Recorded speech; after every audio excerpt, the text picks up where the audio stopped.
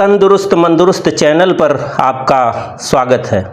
आज हम एक ऐसी दवा के बारे में बात करेंगे जो आपकी सेहत सही सलामत हो तो भी काम आएगी और बीमारी की स्थिति में भी आपकी मदद करेगी।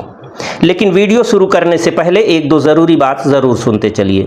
सबसे पहले तो यह कि इस चैनल पर बताई जाने वाली बातें हर तरह से जांची परखी हुई हैं। हम समग्र या इंटीग्रेटेड चिकित्सा की बात करते हैं ताकि बीमारी दूर हो, सेहत मिले और इस प्रक्रिया में किसी भी मरीज को किसी भी तरह का दवाओं का दुष्प्रभाव न झेलना पड़े।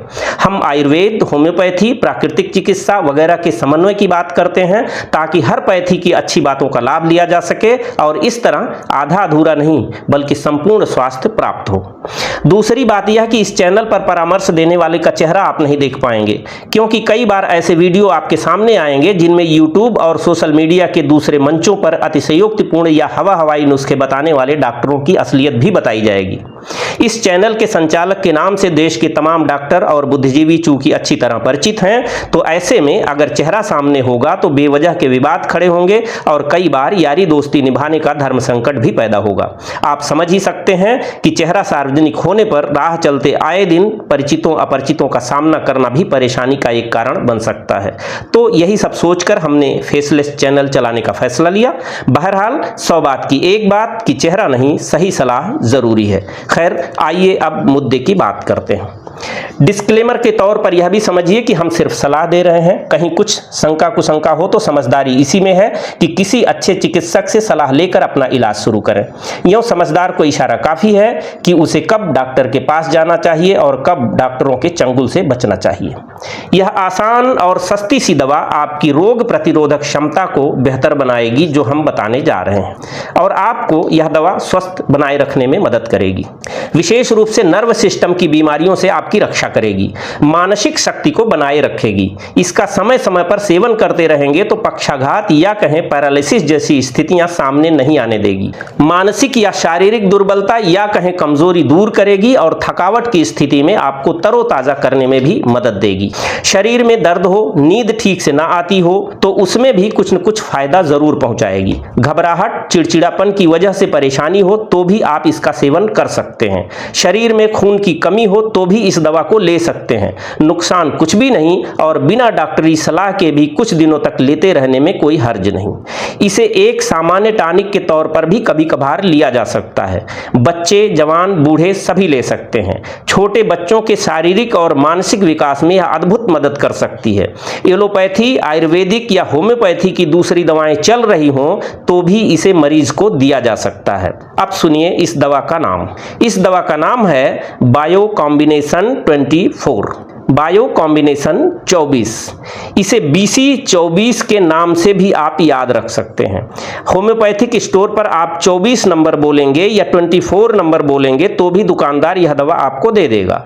जाहिर है यह एक कॉम्बिनेशन है और होम्योपैथी में काफ़ी मशहूर है। इसमें 5 दवाएं एक साथ मिलाई गई हैं। ये पांचों दवाएं दरअसल बायोकेमी में मौजूद पांचों फास्फोरस हैं। फेरमफास 3x, कलकेरियाफास 3x, कालीफास 3x, नेट्रमफास 3x और मैग्नीशियाफास 3x। यहाँ मैं इन दवाओं के अलग अलग प्रभावों की बात नहीं करूंगा, क्योंकि यह मिश्रण है तो मिश्रण का जो सामूहिक प्रभाव है वही बताना ज़्यादा अच्छा है।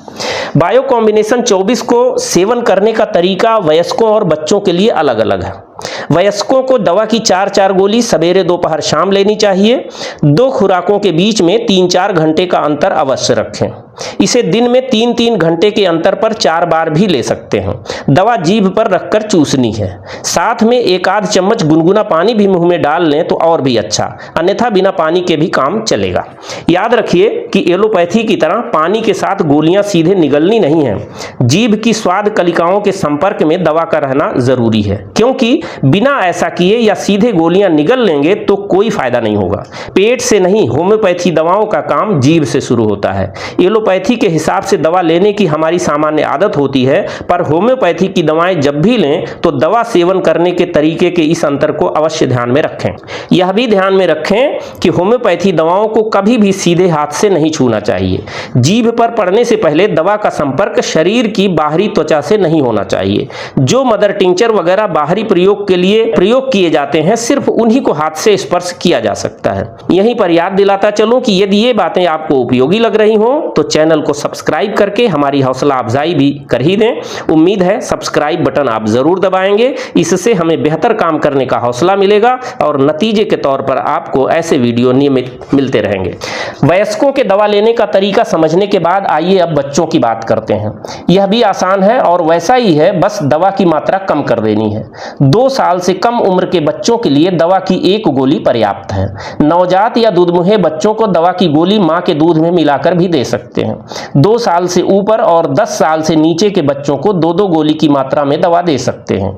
किशोर वय वालों को भी वयस्कों वाली खुराक ही चलानी चाहिए। आखिरी बात यह है कि यदि कॉम्बिनेशन 24 या कॉम्बिनेशन 24 को बिना किसी बीमारी के टॉनिक के तौर पर लेना हो तो इसे महीने 2 महीने लेकर कुछ समय के लिए बंद कर दें और फिर शुरू करें। साल में 2-3 बार महीने भर ले लेंगे तो भी आपकी सेहत को यह बेहतर बनाए रखने में मदद करेगी। इसे कोई भी ले सकता है, पर जिन्हें मानसिक काम ज्यादा करना पड़ता है उनके लिए यह बढ़िया टॉनिक है। यदि आपकी किसी बीमारी में इसका फायदा स्पष्ट दिख रहा हो तो डॉक्टर से सलाह लेकर इसे लंबे समय तक ले सकते हैं।